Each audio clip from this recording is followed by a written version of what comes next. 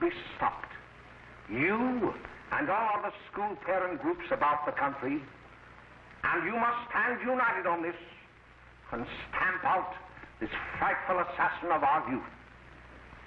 You can do it by bringing about compulsory education on the subject of narcotics in general, the dread marijuana in particular. That is the purpose of this meeting, ladies and gentlemen, to lay the foundation for a nationwide campaign by you to demand by law such compulsory education. Because it is only through enlightenment that this scourge can be wiped out. Out of the traffic in these drugs, a lawlessness that we can scarcely estimate has grown and is now flourishing. It exists in almost every city and hamlet in the country.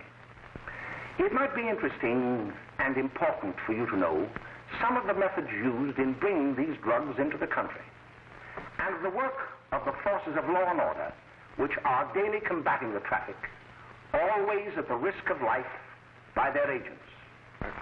This ceaseless fight against the drug traffic is directed by the Department of Narcotics, Washington.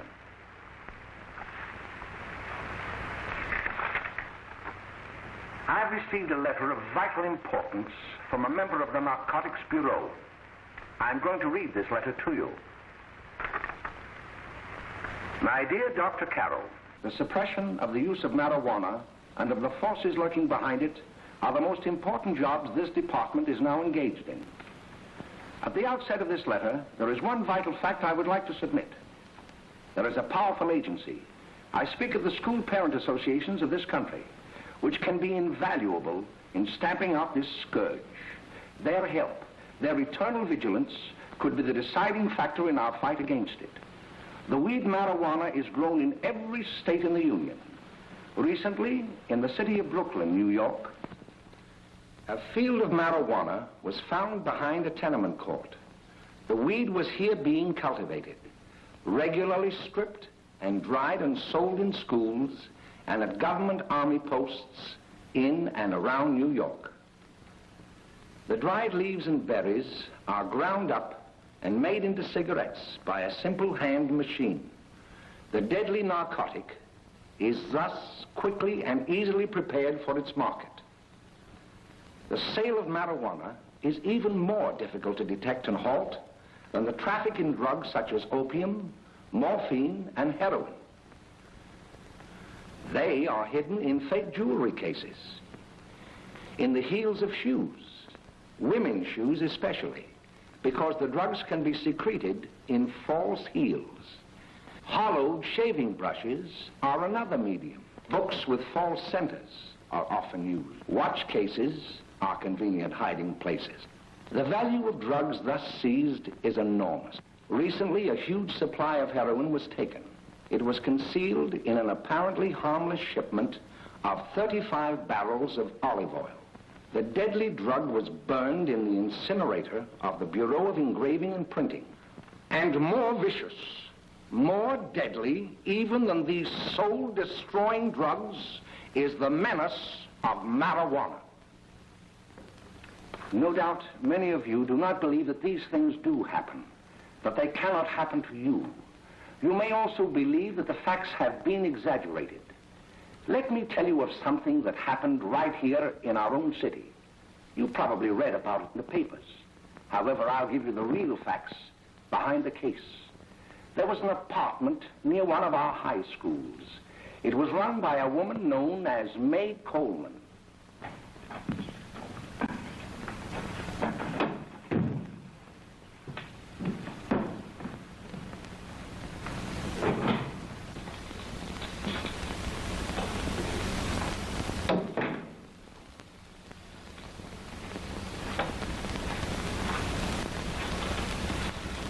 Hey, come on, May, get up.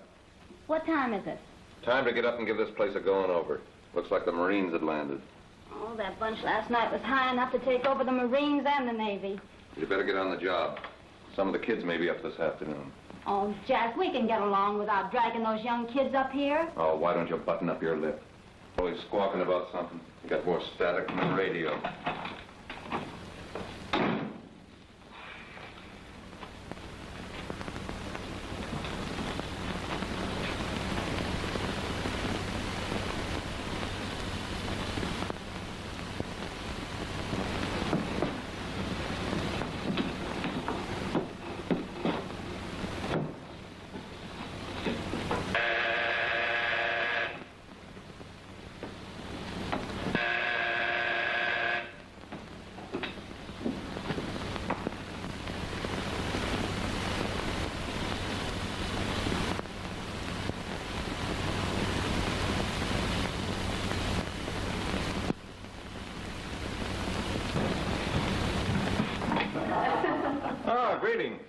Well, hello, fella. How are you? Fine, how are you? Come in. Come in. All right, Jack.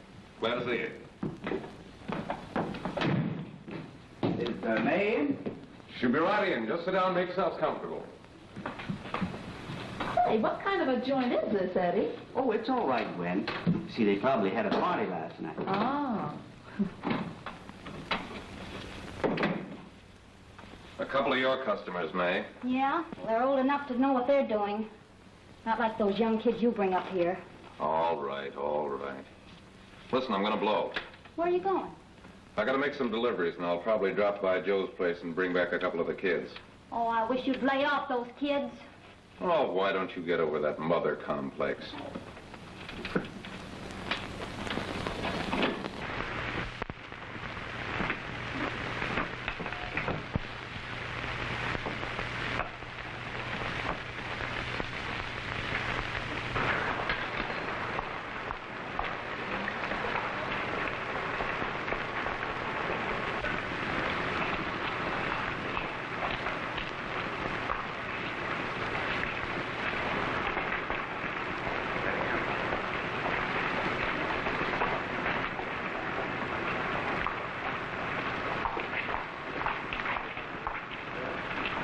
Oh, bye, Ralph. I'm sort of getting a little party Saturday afternoon over at my grandmother's. You know, the place with the swimming pool? Like to come? Thanks, Eddie. Maybe I will. I'd sure like to have you. Okay, I'll probably drop over. So long, Ralph. See you later. Hey, Ralph. Hi, kid. Fine, Jack, and you? Oh, great. Where you heading? Oh. Hey, how do you like that?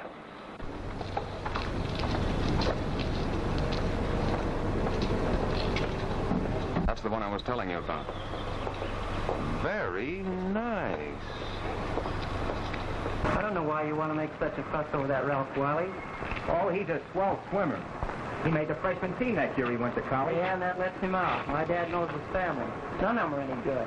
Father and mother just got a divorce from Paris. Yeah? You know, Ralph runs around pretty much on his own. He's been in a couple of jams.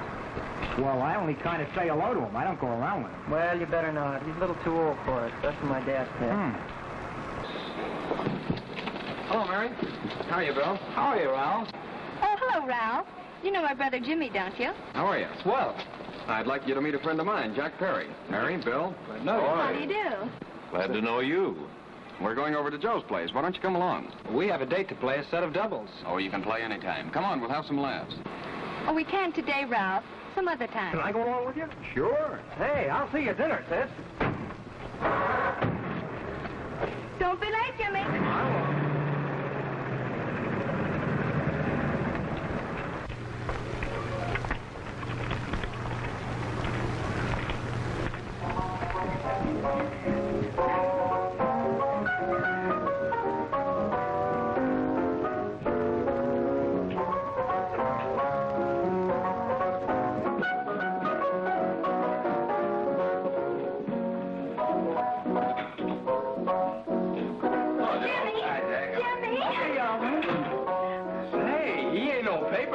Why, don't you know him? That's Hot Finger Pearlie. Boy, he really swings out hot with a message jive. You want to dance? Do it.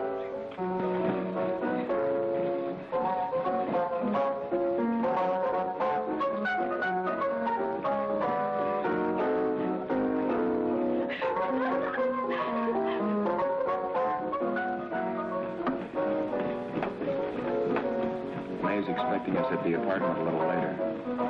Any new prospects? Maybe.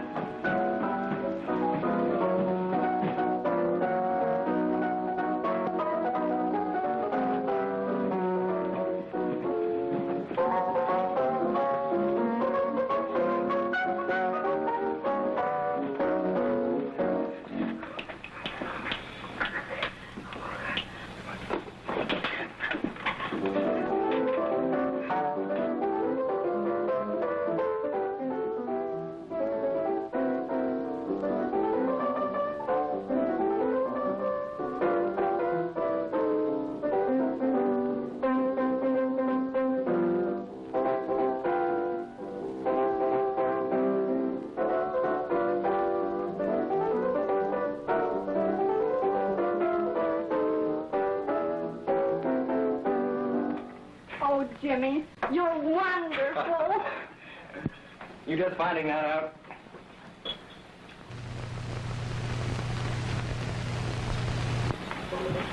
Why can't we go now?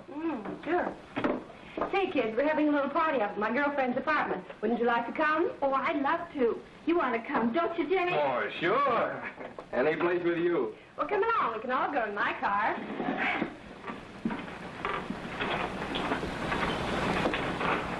See you later, Joe. Donna.